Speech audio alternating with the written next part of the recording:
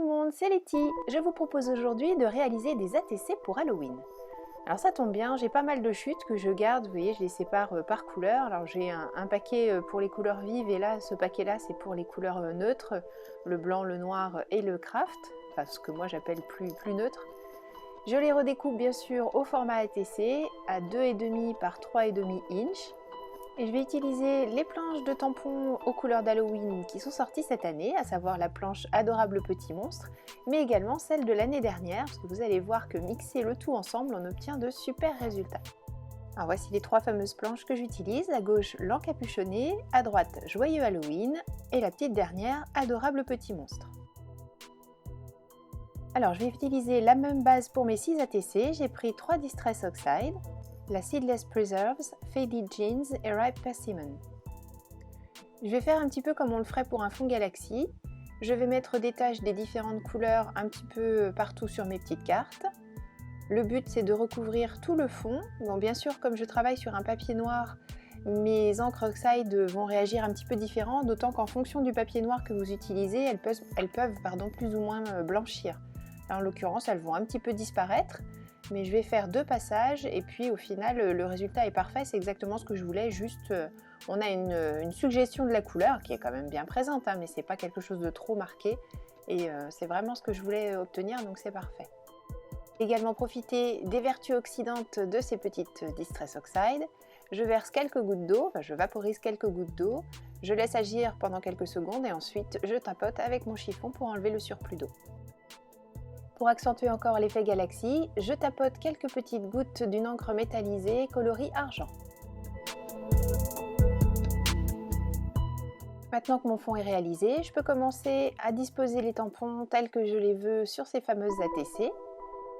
Donc je vais jouer avec les différentes planches, combiner les tampons écriture et les tampons personnages.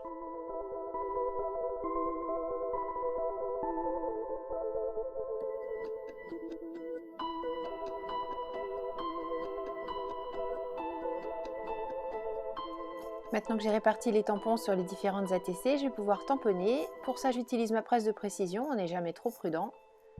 Je cale bien dans l'angle, je ferme le couvercle pour attraper les tampons et je tamponne ensuite avec une encre Versafine noire. Je vais réaliser exactement la même chose pour toutes les ATC, donc j'ai laissé à la caméra juste celle-ci. Pour la mise en couleur, étant donné que je suis sur un support très foncé, je ne voyais d'autre solution que l'utilisation de mes polychromos. Donc je commence à crayonner sur l'ATC et je m'aperçois que c'est un petit peu foncé quand même pour certains coloris, notamment les coloris rouge-orangé. Donc là je vais faire vraiment toute la citrouille avec le orange, mais je vais repasser ensuite avec le blanc. J'aurais pu faire l'inverse, d'abord crayonner en blanc pour mettre une base sous ma couleur et ensuite passer mon orange. Bon là à la caméra ça apparaît vraiment très foncé, mais dans la réalité on arrive quand même très bien à voir la définition du tampon. Et le résultat est très chouette, j'essaierai de vous capter ça beaucoup mieux sur les photos à la fin.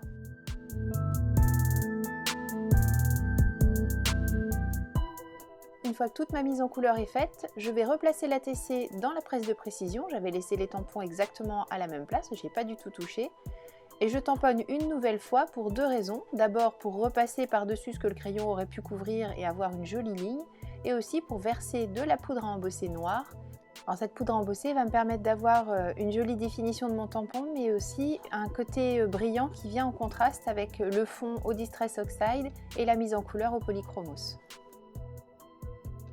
Pour cette ATC, j'ai choisi de réaliser l'embossage avant la mise en couleur pour voir si c'était plus pratique. Et pour ne pas me brûler les doigts et faire en sorte que mon ATC ne bouge pas, je me mets sur une plaque métallique et je maintiens l'ATC avec un aimant. Ça me permet comme ça de faire l'embossage en passant le pistolet à chaleur dessus et dessous.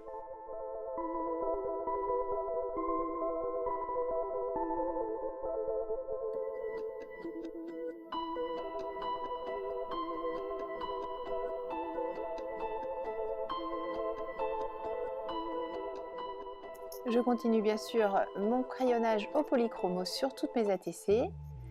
Autour de toutes les cartes, j'ai également réalisé un double trait à main levée avec soit un feutre, soit un stylo bille tout simple, soit mon stylo gel noir. J'avais envie de faire différents essais pour voir ce que ça donnait à la fois sur la Distress Oxide et sur le papier noir.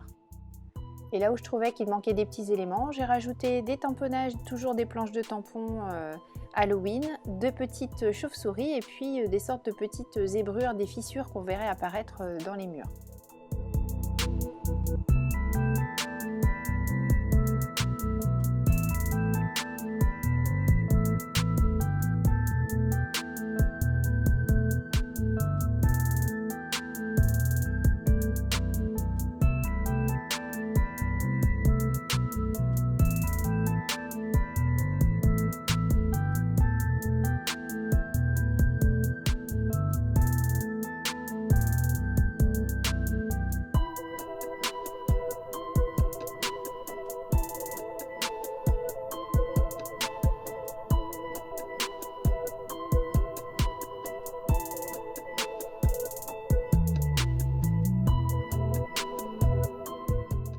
Je vous les montre maintenant en détail. Donc on voit que la poudre à embosser brillante apporte vraiment un complément intéressant avec la mise en couleur plutôt mate du polychromos et des Distress Oxide.